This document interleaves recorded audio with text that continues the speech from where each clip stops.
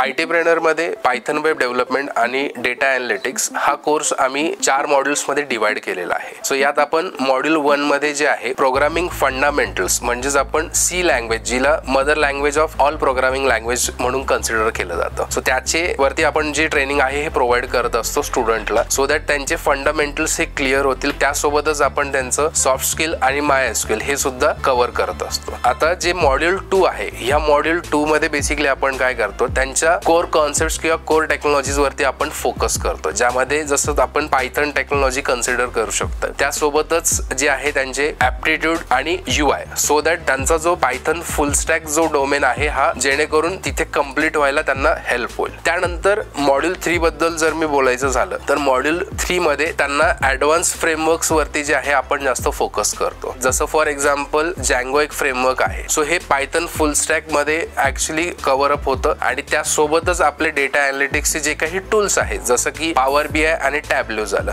So हे tools सुद्धा आपण त्यामध्ये मॉड्यूल 3 मध्ये कव्हर अप करतो. आता जो मॉड्यूल 4 आहे, या मॉड्यूल 4 मध्ये आपला कम्प्लीट फोकस असतो कॅपस्टोन प्रोजेक्ट वरती. सो मॉड्यूल 1, 2 आणि 3 यामध्ये स्टुडंटने जे पण काही त्यांच्या लर्निंग्स असतील याचं प्रॅक्टिकल इम्प्लिमेंटेशन, हे इंडस्ट्री लेवल प्रोजेक्ट जे काही आहेत यात आपण कसं इम्प्लिमेंट करू शकतोय, हा आमचा कोर फोकस असतो या मॉड्यूल 4 मध्ये. आणि शेवटचा आणि सर्वात महत्त्वाचा टप्पा जो असतो प्लेसमेंट. सो या प्लेसमेंट मध्ये आता जे काही मॉड्यूल 1 टू मॉड्यूल 4 मध्ये स्टुडंटने ज्या पण त्यांच्या काही लर्निंग्स असतील, या लर्निंग्सच्या अकॉर्डिंगली जे पण काही त्यांनी प्रोजेक्ट्स वगैरे क्रिएट केलेले आहेत, चांगल्या कंपनीजमध्ये त्यांची प्लेसमेंट कशी होईल आणि त्यासाठी लागणार जे काही स्किल सेट आहे हे सर्व गोष्टी आम्ही त्यामध्ये कव्हर अप करून घेतो. आणि अशा पद्धतीने IT प्रेनर मध्ये आम्ही हा 6 महिन्यांचा कोर्स जो आहे हा डिझाईन केलेला आहे, जेणेकरून स्टुडंट जे आहेत हे सक्सेसफुली त्यांना जॉब मिळू शकतोय आणि त्यांच्या IT करिअरची जी काही जर्नी आहे ते इथे स्टार्ट करू शकतात.